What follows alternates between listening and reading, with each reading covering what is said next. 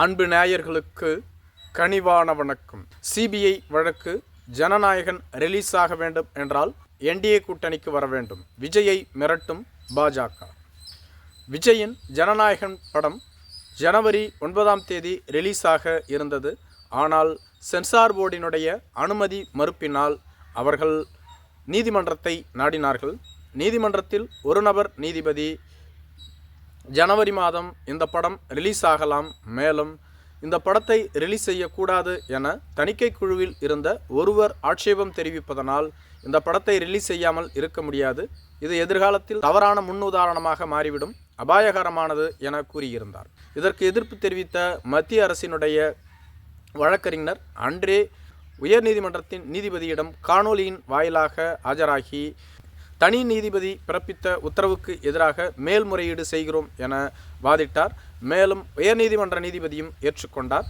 அதன் பின்பு திங்கட்கிழமை இந்த விசாரணை மீண்டும் நீதிமன்றத்திற்கு வந்தபோது பொங்கல் பண்டிகை முடிந்த பிறகு ஜனவரி 21ஆம் தேதி இந்த வழக்கு விசாரிக்கப்படும். மேலும் இந்த வழக்கில் எதிர்த்தரப்பிற்கு போதிய அவகாசம் வழங்கவில்லை. எனவே இதை மீண்டும் 21ஆம் தேதிக்கு விசாரணைக்கு எடுத்துக்கொள்கிறோம் என குறிப்பிட்டிருந்தார். ஆனால் இதற்கு எதிர்ப்பு தெரிவித்த படக்குழு உச்சநீதிமன்றத்தை நாடியது. இதனை ஒரு அவசர வழக்காக விசாரிக்க வேண்டும்.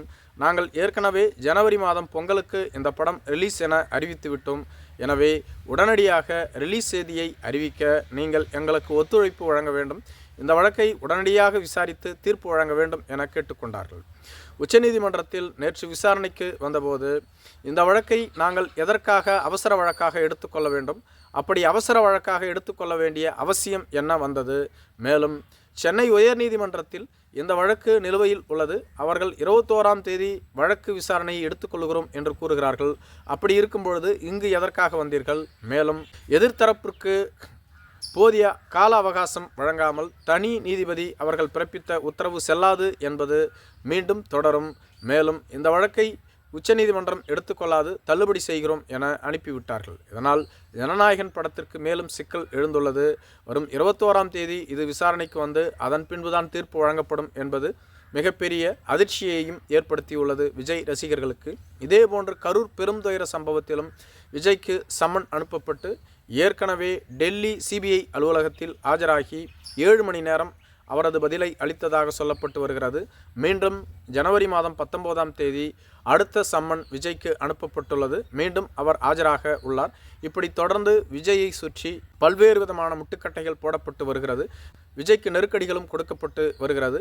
கரூர் பெருந்துயர சம்பவத்தால் விஜய் அவர்கள் மனம் உடைந்து அரசியலை விட்டே வெளியேறி விடுவார் என பலர் கருதினார்கள். மேலும் பாஜக அதிமுக தரப்போ இதனை பயன்படுத்தி கொண்டு விஜயை தங்களது கூட்டணிக்கு கொண்டு வந்து விடலாம் என பல்வேறு முயற்சிகளை மேற்கொண்டார்கள். ஆனால் விஜய் இறுதி வரையிலும் இவற்றிற்கு எதற்கும் ஒப்புக்கொள்ளாமல் தனித்து கூட்டணி, எங்களது முதல் எதிரி திமுக, கொள்கை எதிரி பாஜக என்பதை திட்டவட்டமாக அறிவித்தார்.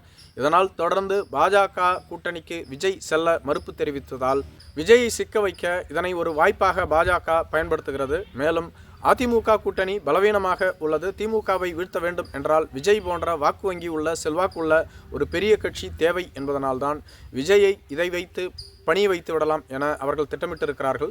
பிரதமர் மோடி அவர்கள் மிக விரைவில் தமிழகம் வர உள்ளார். அதற்குள்ளாக விஜயை கூட்டணிக்கு கொண்டு வந்து பிரதமர் மோடியோடு ஒரே மேடையில் விஜயையும் ஏற்ற பாஜக திட்டமிட்டு வருவதாக சொல்லப்பட்டு வருகிறது. அதற்காகத்தான் விஜய்க்கு பல்வேறு விதங்களில் அழுத்தங்கள் தொடர்ந்து கொடுக்கப்பட்டு வருகிறது. விஜய் ஜனநாயகன் பட விவகாரத்திலோ அல்லது சிபிஐ வழக்கு விவகாரத்திலோ எந்தவிதமான பதிலையும் கூறாமல் தொடர்ந்து அமைதி காத்து வருகிறார். இந்த மௌனமே பலருக்கு ஆச்சரியத்தை ஏற்படுத்தியுள்ளது. விஜய் பாஜக கூட்டணிக்கு செல்வாரா என்ற கேள்விக்குறியும் எழுந்து வருகிறது. நன்றி.